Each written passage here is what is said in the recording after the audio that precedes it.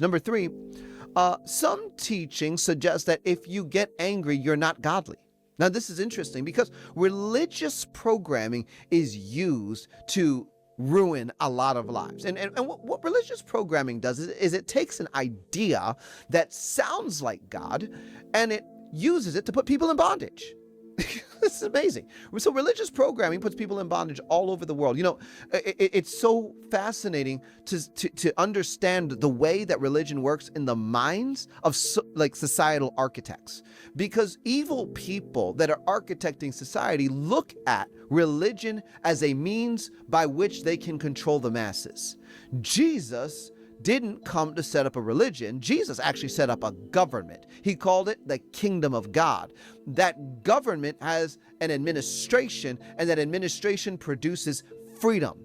And what freedom really means is the absence of bondage. It's actually the antithesis of being in bondage to anything. That's what freedom is. So we don't have freedom to sin. That's actually completely contrary to what God does, because sin is bondage. So what God does is gives us freedom to liberate us from anything that would put us in bondage, including sin. That's freedom. So God comes to give us true freedom, but religion is used by societal architects to put people in bondage. And so you better believe that religious programming is a real thing. And I know programmers that have used religious programming. I mean, some of the people that I've worked with had programmers who were their pastors. Oh, it's really sad. Or other people that claim to be religious, but they're very involved in government mind control projects. They're actually cult members that happen to work in a building that has a sign in the front that says church, but it's a cult-run church. I mean, there's all kinds of things. Some of you listening to me, you're listening to me because you know all these things are true. Yeah.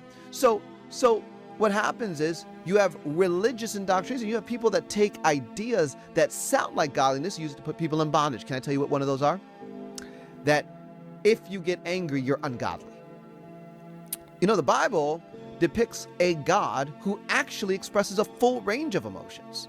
And there are some apologists that spend their whole career trying to apologize to people for God being angry in the Old Testament. And they're like, well, you know, Jesus is really, doing,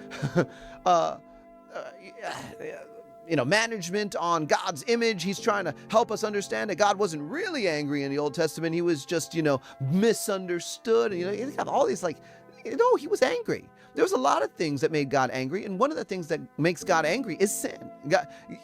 God doesn't hate the sinner, but he definitely hates sin, and the reason why is because he knows how much it hurts people.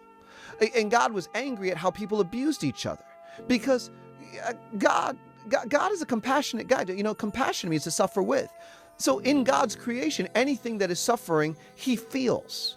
So does he get angry because he feels suffering and torture and pain? Yeah. And if God can be angry about that, guess what?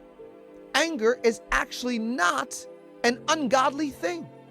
That's religious programming. And so you have people who have all this anger, and then they're controlled and manipulated with religious programming to be subdued into a controllable or manipulatable state by having a lot of their humanity dissociated for survival purposes. Yet, when we search out the Word, find a God who has a full range of emotion, who has made us in his image and given us a full range of emotion. And the truth is, we can't go through pain and trauma and torture and so on and so forth without being angry.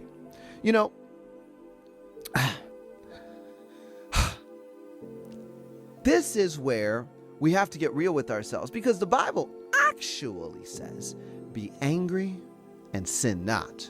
The Bible doesn't say you're not allowed to be angry. It says you are allowed to be angry. You are allowed to have righteous indignation. You are allowed to burn over the injustices that were perpetrated against you and others. And then, once the emotion and the pain and the reality of what's going on the inside of us is understood, then it is our responsibility to deal with it properly with God. And the thing is, we can't heal from what we don't affirm and acknowledge. And I think about this, right? You think about kids on the playground. You have Billy and you have, Jake, and, these two kids are on a playground. And, so Jake has a toy and Billy comes and punches him in the chest, pow, and takes his toy. And then, and so Billy takes the toy and then Jake screams, "Oh, Billy, I'm so mad at you." And then the teacher comes in and says, "Hey, stop it, Jake. You're yelling and that's not nice and you're in trouble." Now, at that point, what Jake is going to do is he's going to feel the injustice of the situation, right? And then if the teacher says, "Now you apologize to Billy because you yelled at him." See, in order to feel good about apologizing, the first thing that Jake is going to need is to be affirmed, to be understood. If he's going to feel good about apologizing for yelling, at least acknowledge the fact that I was punched in the chest and my toy was stolen.